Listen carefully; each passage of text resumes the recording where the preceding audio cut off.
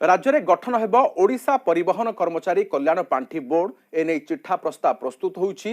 राज्य कैबिनेट एवं मुख्यमंत्री अनुमोदन क्रमे कल्याण बोर्ड कार्यकारी हेब। चिठा नियम अनुसार परिवहन मंत्री बोर्ड अध्यक्ष रहिबे एवं समस्त जिलार सदर महकुमार एही बोर्ड कार्यालय रहिबो। 18 रु 60 वर्ष पर्यंत परिवहन कर्मचारी एथिरे पंजीकृत हेबे। दुर्घटना रे मृत्यु घटिले 4 लाख, आहत हेले लाख टंका, अकर्मण्य हेले 3 लाख टंका मिलिबो बोली प्रस्ताव रहिछि। ओडिशा सड़क परिवहन श्रमिक महासंघ बैठक रे आलोचना होछि। ड्राइवर महासंघर जो विभिन्न दाबी अच्छी से दाबी केते दूर सरकार पूरण करें कौन कौन दे पूरण करें तापर गोटे विशेषज्ञ सह आलोचना होची। चीफ सेक्रेटरी मीटिंग नहीं सेक्रेटरी मैंने मीटिंग है मंत्री द्वय आम मीटिंग करूँ माननीय मुख्यमंत्री अनुमोदन पठाई जहाँ निर्देश हम से अनुसार कार्य ड्राफ्ट प्रस्तुत होती आलोचना चली खूब शीघ्र माननीय मुख्यमंत्री विचार को कैबिनेट को आसब एवं विधानसभा अनुमोदित होगापर आईन परिणत हम तार एक ड्राफ्ट प्रस्तुत होती।